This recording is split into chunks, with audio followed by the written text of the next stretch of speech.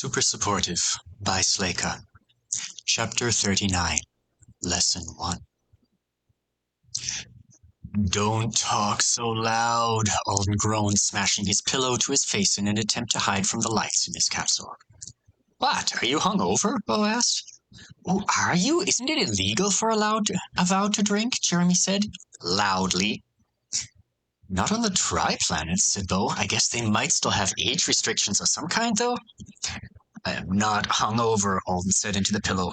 I'm probably the only person on campus who isn't. How can there still be an exam this morning? I was promised sleep. There was a whole speech about sleep. There are pills for it, and then they took it away when I wanted it most. They're torturing me. It's pretty mild as far as torture goes, said Jeremy. Go wash your face in cold water. Drink coffee. I'd have to ask the boater to share theirs, and I hate them. I hate everyone this morning. Ouch. Harsh. Except for you guys, Alden amended. He ran his tongue over his teeth. The costume fangs were still in place. It was a wonder he hadn't swallowed them in the night. After meeting Stuart's father and having the scariest ever hand-holding session with the strange wizard, he'd fled back to the dorms. He'd collapsed into his bed with his ears still ringing, and that dark, shameful memory boiling closer to the surface of his mind than it had in years. What the heck is the primary? It sounded like a title. An important one, but Alden had never heard it before. Sounds like an awesome party, said Jeremy. Alden had only told them about the normal-ish parts, not the night's conclusion. I guess it was for the guests. For me it was stressful and exhausting, and a little demeaning, and hot. Why is it perpetually hot on this stupid planet? He paused. I did get so many tips, though. So many. I don't even know what for. Around halfway through, when all the faculty and parents got plastered, random Argold amounts just started popping up on my interface every few minutes. And some of the students slipped things in my pockets. They're either sticks of chewing gum or some kind of party drug. Or a magic thing that does who knows what. Yeah, you should definitely throw those out, said Bo. Obviously, I wasn't going to eat them without asking someone what they were, said Alden. Anyway, it lasted forever. I'm gross, I need a shower, but the boater people are hogging them. Did get to play with a magic ring, though. You should steal it, Jeremy said brightly. What's wrong with you? You were worried he was going to his death a week and a half ago, and now you're encouraging him to rob a wizard? Alden's morning timer flashed once to catch his attention. He had 45 minutes. If he didn't get out of bed soon, it would grow more insistent. He sighed and tossed his pillow away. There was a smear of black and orange paint across it. Good morning, Alden, dear, Joe said with a revolting amount of cheerfulness as soon as he entered the lab. The professor was going through his usual drill of removing select items from every table. I can't believe he's still alive. The last time Alden had seen him, Joe had been modifying the hookah with potions from his little case full of vials. Apparently he kept the party potions right beside the mission-killing ones. Ah, you've kept your fangs. Making a statement? Sophie patted over and tipped her helmet in interest. A definite improvement, she said. Do claws next. Alden smiled at her, then turned to Joe.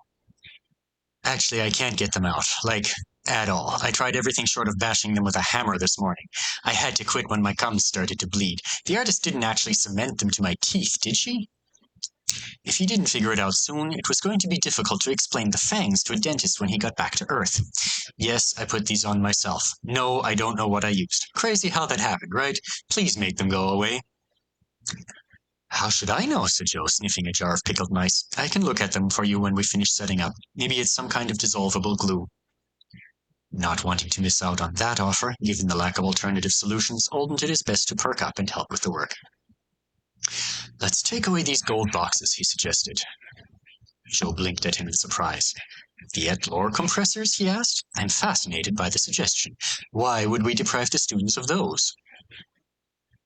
Only a couple of people use them each session, and they make a really annoying sound. Like nails on a chalkboard in a cave. I'm so used to them I never noticed. They sound like praise, said Sophie. They're horrible screechy boxes, and you always fail people who use them, Olsen said blithely, carrying one away from a table. I'm doing the students a favor. What happened to him last night? Sophie hissed to Joe. Is he going feral?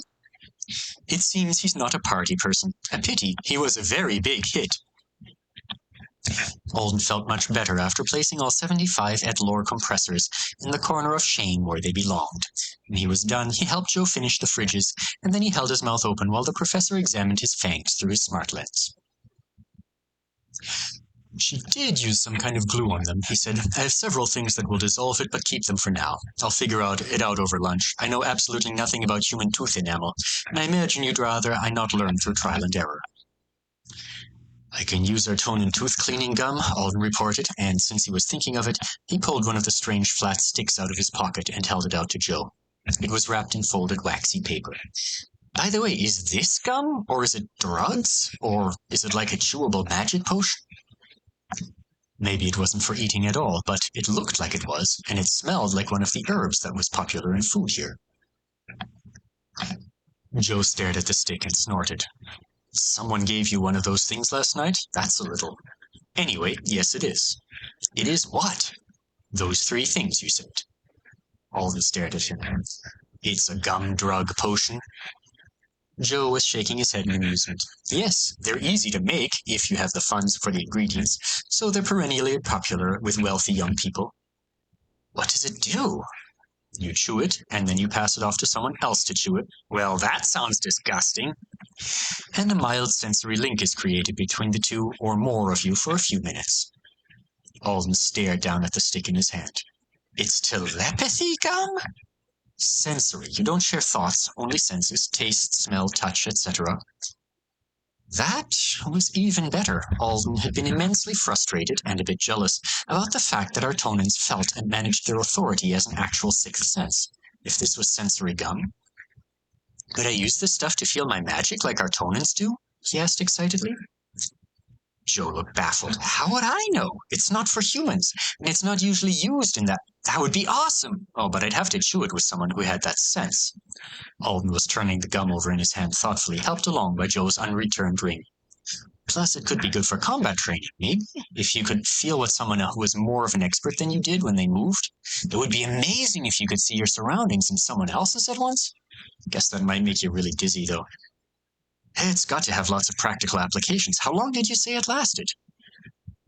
A quality stick should last about 11 minutes, said Joe, but it's not designed with humans in mind. So if you're determined to put it in your mouth, at least wait until there's a qualified healer nearby. Do you think I could buy more of these? Alden asked seriously. For your combat training. As a reebit. Just for whatever I might think of later. I've never heard of this stuff before. Do you think it's very hard to find on Earth? Joe sighed. I neither know nor care, and no, you can't buy more of them here on the Triplanets legally. Pharmacies aren't going to sell you something that's not designed for your species. Just be happy with the piece some young fool gave you and don't accidentally poison yourself. Alden nodded. I've got 14 anyway. It should be enough for now. You got 14? Yeah, I counted when I was pulling them out of my pockets last night. Joe shook his head. I think I went to the wrong parties in my youth, he muttered. Eleanor even gave me one. Then she stared at me really hard while she ate a plate of those little cube-shaped burgers. You should remember which piece was hers if you can. Why? Because it will either definitely kill you or definitely be safe for you to consume. Most like the second, since she was trying to imply you should eat the burgers together while you were under the influence of the gum. A sort of bribe or peace offering, I imagine. In either case, she would have researched the chemistry of it before giving it to you. Noted. He really didn't think he wanted to make peace with her, though. More like avoid her at all costs. Alas, said Joe, looking toward the doors where the quiet sounds of anxious students could be heard. We have to let them in yet again. No matter how many I test, they just keep coming. You could fail them immediately, Sophie suggested. Do you know several people told me last night that I was unacceptably difficult and cruel to their children, Joe said. Nobody appreciates my exacting standards.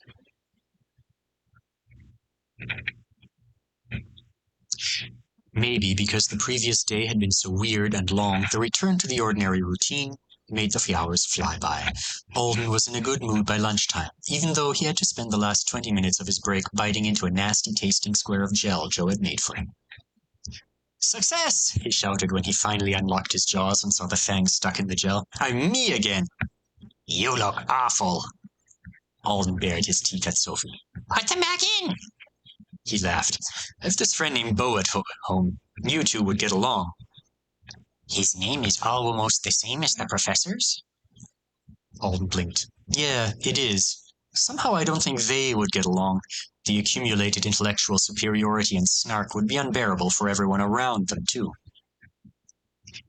There was only a single lab exam on the final day of his time at Leafsong, so, for this moment, there were only 4 more total before he could go home. 4 lab sessions, 2 nights' sleep, 3 trips to Moonthagund. He was supposed to leave just after noon on the last day, but Joe had gotten permission to keep him a few hours longer. As soon as he arrived back at the Seminarium after the last trip, though, he'd be teleported back to Earth. You're going to breathe the air in Chicago. The finish line for the insane first summoning was in sight, and with any luck, he would have another 4 weeks. He wouldn't have another 4 weeks. He'd be plenty busy without it. His to-do list was a mile long. The first thing on it is just calm down and think. He'd been summoned a few hours after fixing his skill, and for a job this long, it was ridiculous. He was going to sleep for an entire day when he got back, and then wake up the next morning and sit on the sofa by himself with a bowl of popcorn and a notebook, and try to figure out how to start on the rest of his life. No biggie. Today, let's just focus on today. The guy whose table he was standing beside was mixing the green and purple goo together. Something always went wrong when you mixed the green and purple goo together. Alden knew that, and he didn't even have a clue what the goos were. Trash rabbit on duty, he thought, smiling at the unlucky student, about to steal your stuff.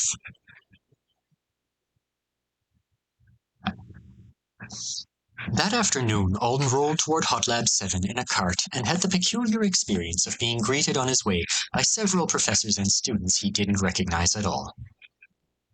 Guess I'm famous. Please don't summon me for your future parties, people. As soon as the doors of the lab opened and the cool air rushed out, he heard a muffled shout from Joe. Down here today. You can come in. He was on the floor of the actual laboratory instead of in his office. For the first time, Alden went straight inside. He stopped at the chamber that separated the entryway from the center of the building and looked around at the sanitizing equipment. He had absolutely no clue how to use any of it except for the sink. Joe, do I need to do anything in here? Just put on a pair of boots so you don't track in dirt. There's nothing delicate going on in here right now. A minute later, Alden stepped inside wearing a too tight pair of rubber boots. He headed down a metal staircase, taking in all the strange equipment with interest. What are we doing down here today? Joe was standing in front of a large display on the wall that was flashing through sciencey information so quickly, Alden didn't have a hope of reading it. You are standing here.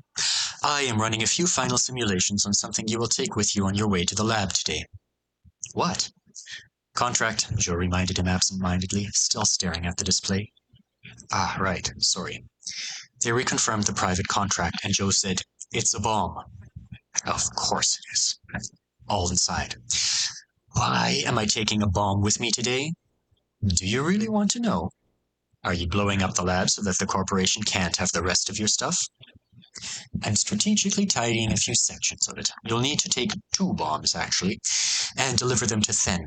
1 today, 1 tomorrow. They're quite unusual and magically potent, and I don't want them to strain your skill too much. Thenara was the leader at the lab. She'd be one of the last 2 people evacuated. Great. Now I'm complicit in blowing up buildings. It's just some light remodeling, really, Joe said. He glanced over it all. So you'll do it? Oh, wait, Alden realized. That's right, I don't have to.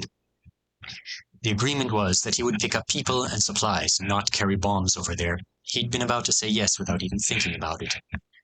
Joe was too easy to get along with. Even now, he was patiently going about his business without applying any additional pressure, and he did help Alden out with a string of things that were well outside of their agreement. The mission, the party, even the Fangs earlier today. It felt like they were almost friends lately, even though that couldn't be an accurate description of their relationship. Joe was old and powerful and openly engaged in illegal stuff, and he was a wizard.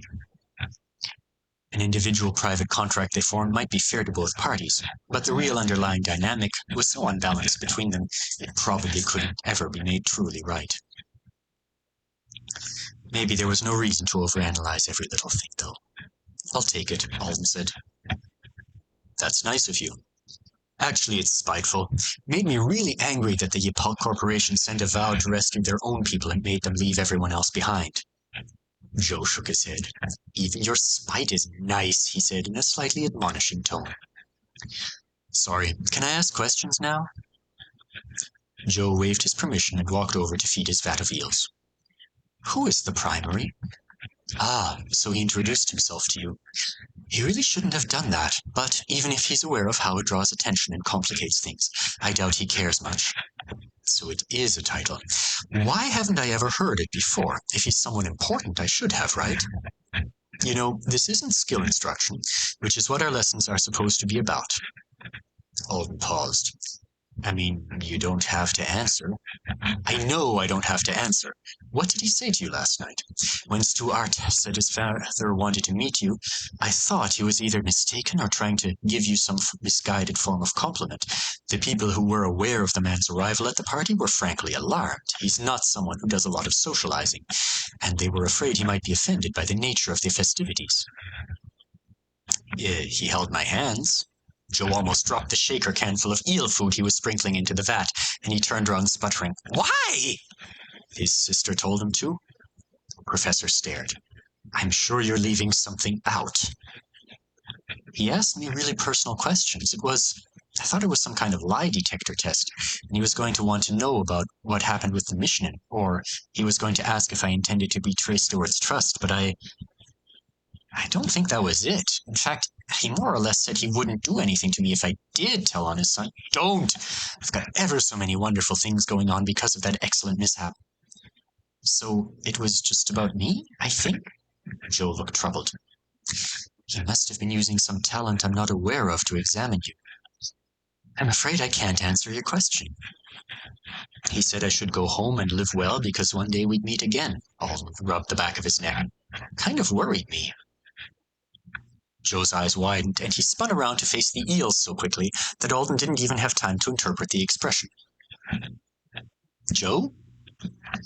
I think, truly, that answering your questions about the primary is not the best use of our limited time together. Let's return to our regularly scheduled skill lesson.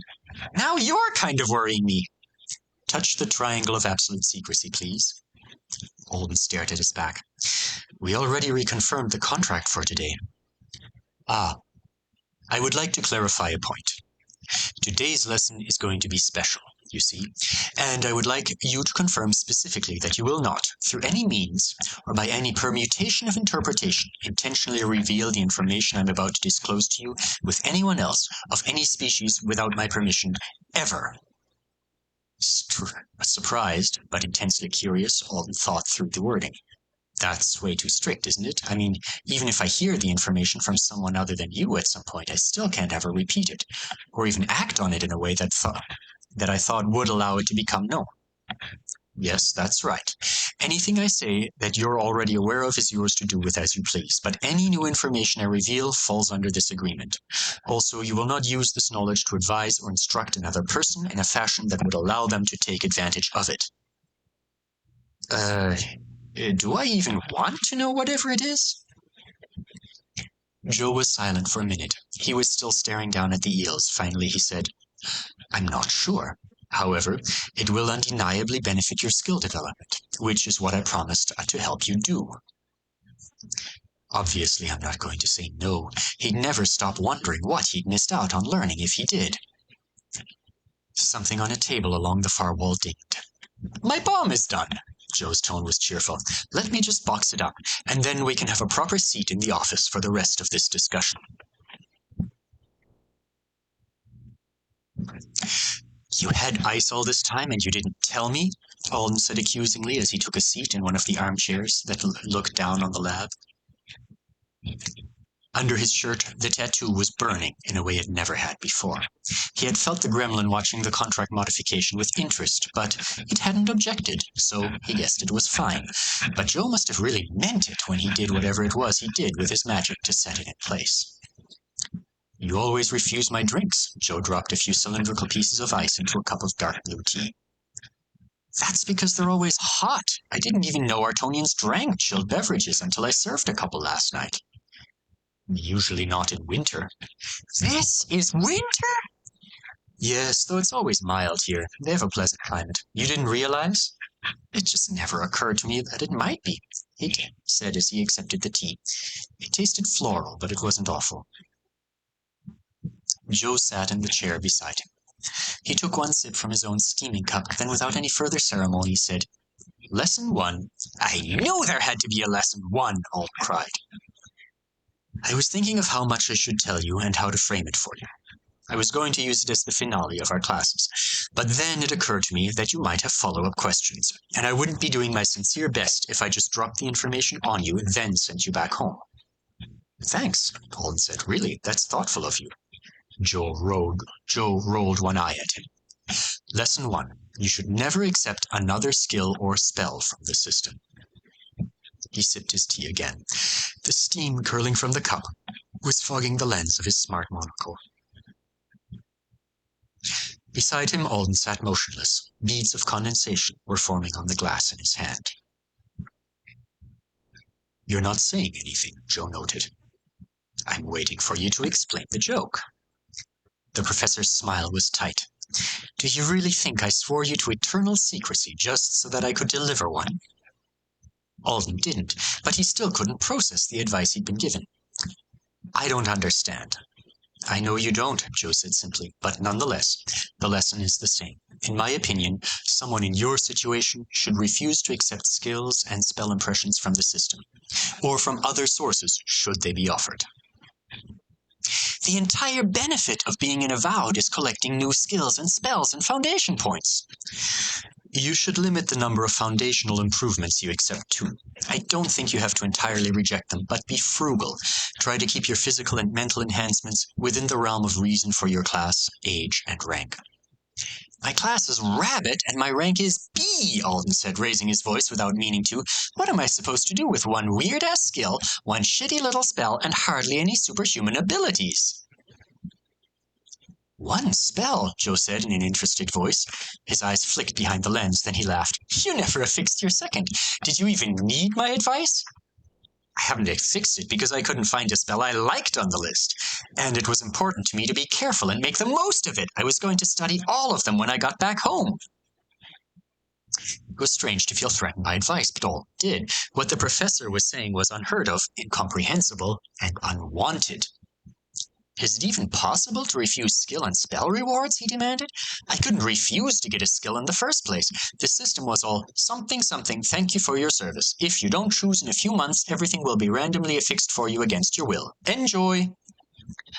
I'm not that nice, you know, Joe said, raising an eyebrow at him. I won't bother elucidating any further if you keep flinging teenage emotions at me, like I've personally done you some injury. Alden looked away from him, his grip tightened on the cold glass. Joe spoke after a moment of silence. It's astonishing. They really didn't explain a thing to you, did they? I don't know what you mean, Alden said stiffly. Whichever one of my colleagues told you to pick that class and that skill. Alden stopped breathing.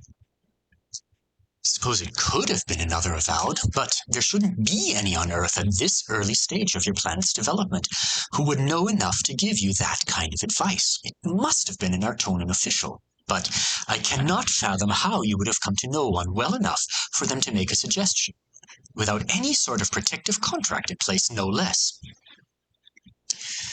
Just picked it because it sounded cool. Alden spoke steadily, but he didn't trust himself to turn around.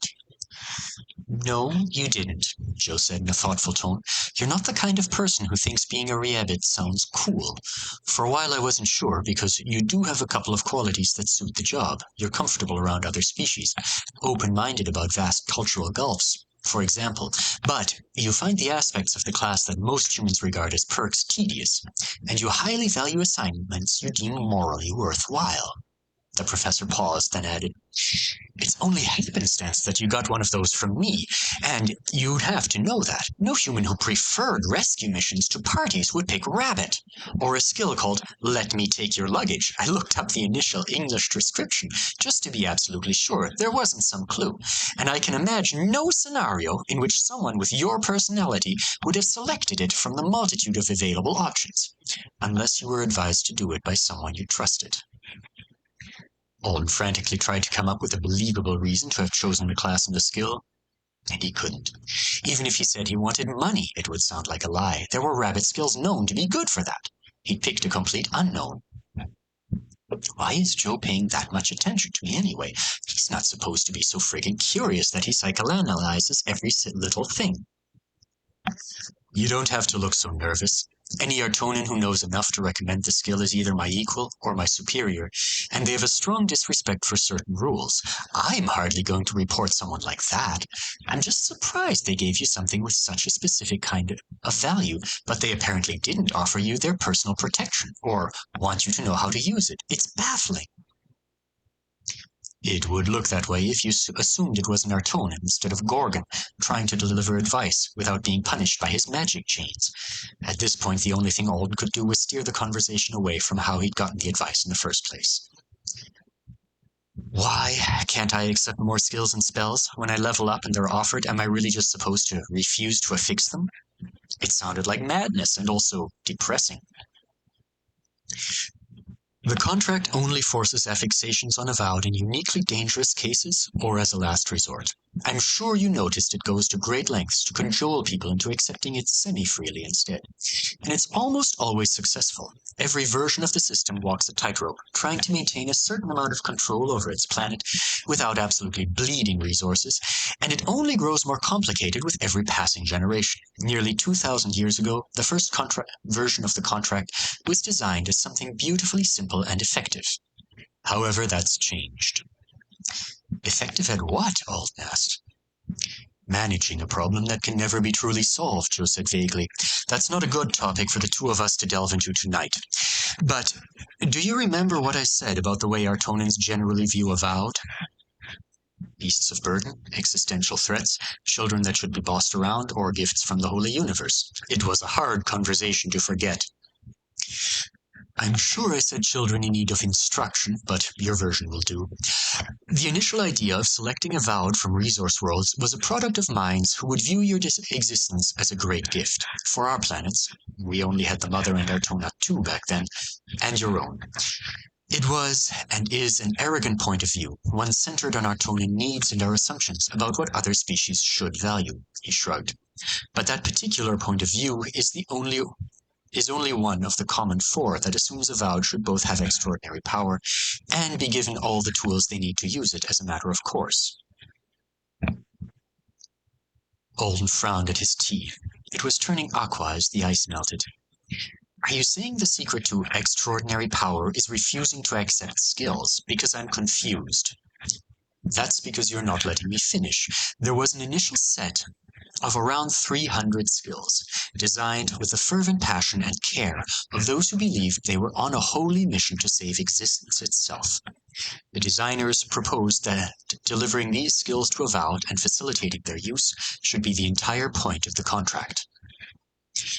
But the creation and implementation of a stable global agglomerate spell that could do everything the contract does, and does today, was the largest magical undertaking in Artonan history.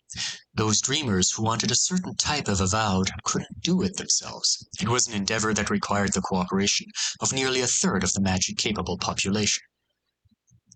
Alden wondered how many wizards that actually was. Artonans were, as far as anyone knew, the most numerous, highly intelligent species in the universe. The tri-planets today had a population of nearly 35 billion. Even 2,000 years ago, a third of all wizards had to be a staggering number. Do human schools ever force you to work on your educational assignments with partners? Joe asked. Group projects? Said Alden. Surprised? Of course. Aren't they perfectly horrible? It's rare to get a group of even 4 or 5 people to function cohesively. I'm sure the same is true for humans. We're unbelievably similar. Imagine a planet-wide group project that everyone agreed must be completed, and then imagine that nobody wants to complete it in the same way. The Avowed are gifts people didn't get their way, I guess? Oh, they got their way. And so did absolutely everyone else, which means that nobody got their way. And there is still today an exhausting, never-ending battle waged at the very pinnacle of wizarding society about how exactly the contracts should be managed. He sighed. It's embarrassing. Our resource worlds imagine we're so clever. Even the ones that loathe us think we're competently evil. And, I suppose, we have managed an absolutely shocking level of success, given the infighting involved. But virtually everything about the current system are a result of negotiations between different Artonan philosophies. They've got strong beating hearts we all more or less agree on, but they've been enfleshed and clothed by 1,000 different committees. Is that why some of the talent descriptions and names are so obscure on your planet, said Joe? Yes. It's not as though they couldn't be explicitly described, but every time someone designs an interesting new skill for a vow, someone else comes along and says, if you give them that, they will hurt themselves. And yet another person is shouting, they will kill us all! And some idiot is always off in the corner trying to convince his friends that all avowed should look like supermodels, or have their brains turned off when they're not in use, or be able to chew through boulders with their teeth. That's terrifying. Alden was startled to realize that he actually preferred the idea of cohesive Artonans with dark intentions to flailing politicians who might screw up his planet in 100 different ways at any given moment. At least evil overlords would probably want Avowed to be alive and useful. Well, try not to lose sleep over it. We haven't blown anything up too badly in my lifetime. All of this was just the lead up to the part that is of interest to you. In this day and age, due to prevailing mindsets and a widespread belief that the universe is not in the immediate danger we once feared, most skills aren't designed to be developed beyond a certain point. They have ceilings. There are different ones for every skill, but it's common for them to top out around levels 4 through 10, as you would think of it. Alden knew that already. Level 10 skill user had a certain connotation of complete mastery. Why? Why what? Why don't you let them go higher?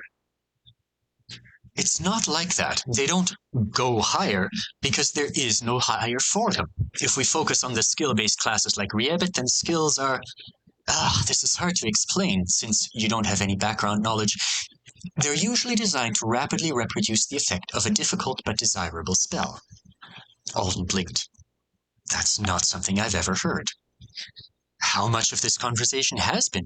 Anyway, even if we take just your skill at its most basic level, as an example, there are spells that preserve things. Obviously, it's not like I can't cast them myself. I'm actually quite good at that genre of magic, given how useful it is for my job.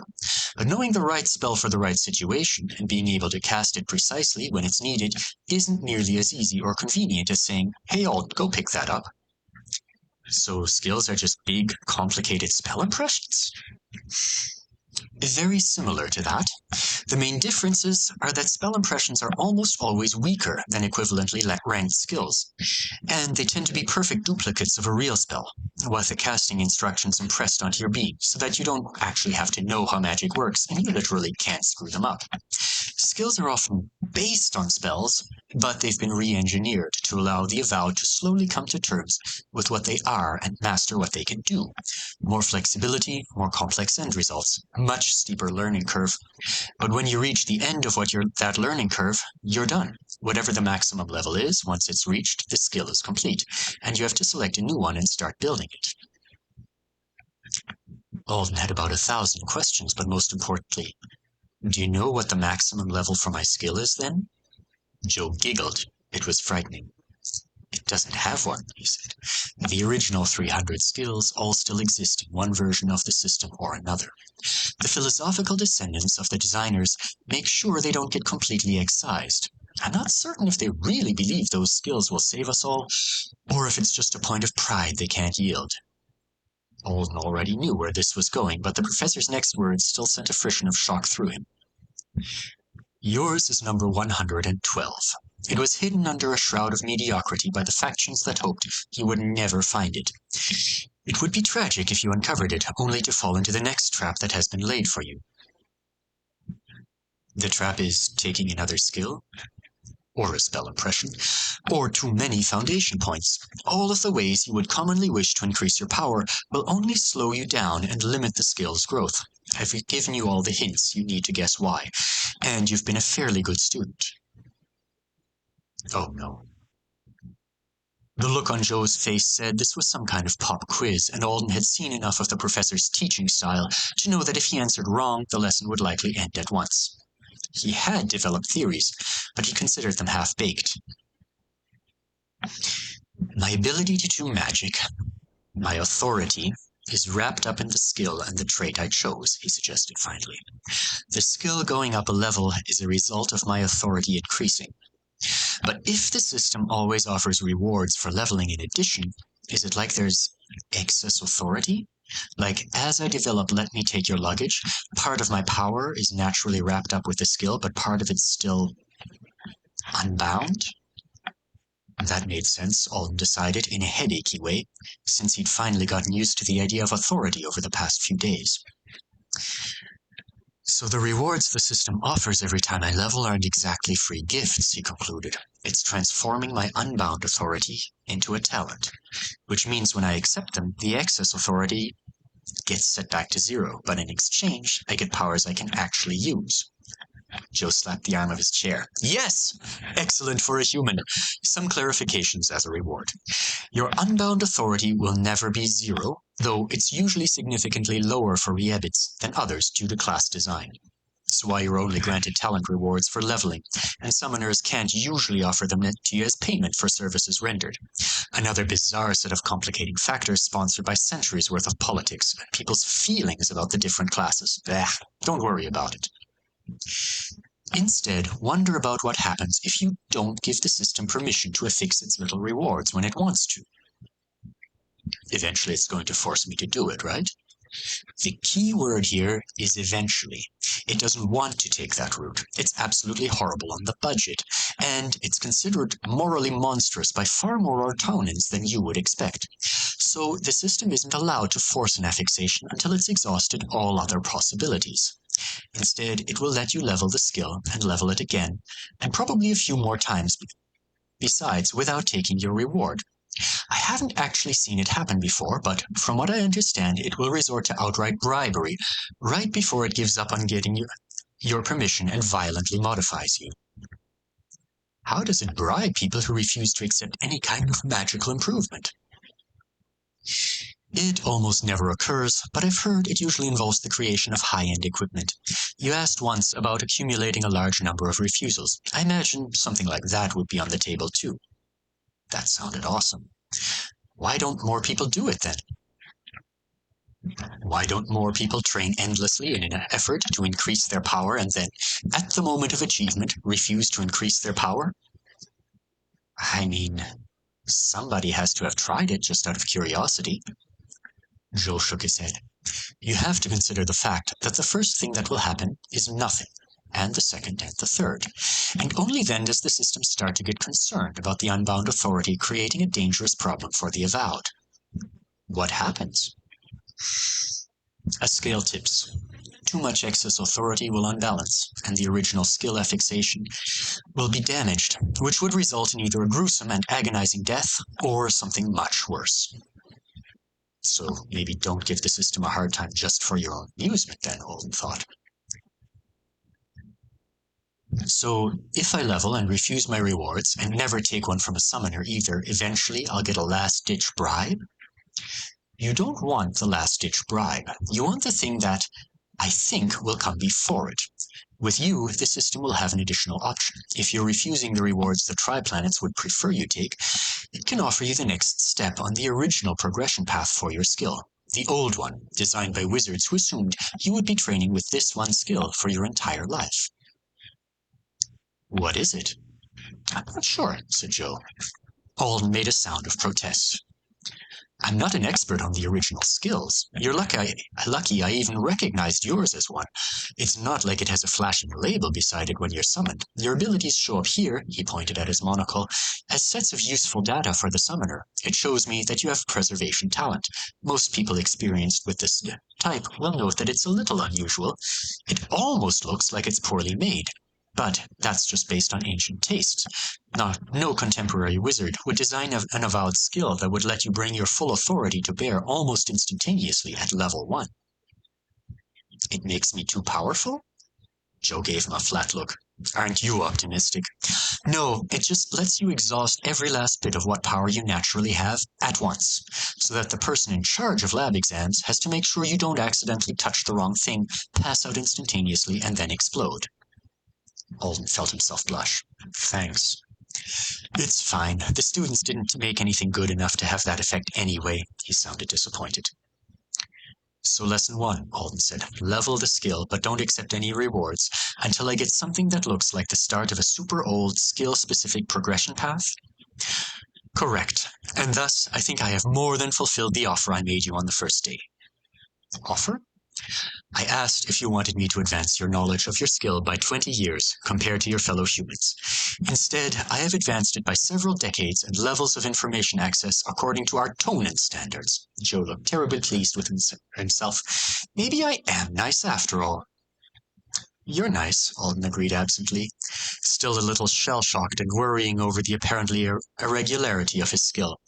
Trying to figure out how to be an avowed on Earth was hard enough. He never once thought he'd have to work out the political ramifications of his skill from a tri-planet's perspective. I see why I'm not allowed to talk to people about this. It's a little... Am I going to be in some kind of trouble with other Artonans just for having the skill? That's why I was so surprised your secret benefactor hasn't done anything to take you off the table. If I were to tell a young avow to pick a skill like this, I would lock them into a long-term contract the very instant they have fixed it. Mostly to keep people from finding out I'd done it, but partly to keep one of my more panicky colleagues from summoning you into the path of a strategically timed bullet.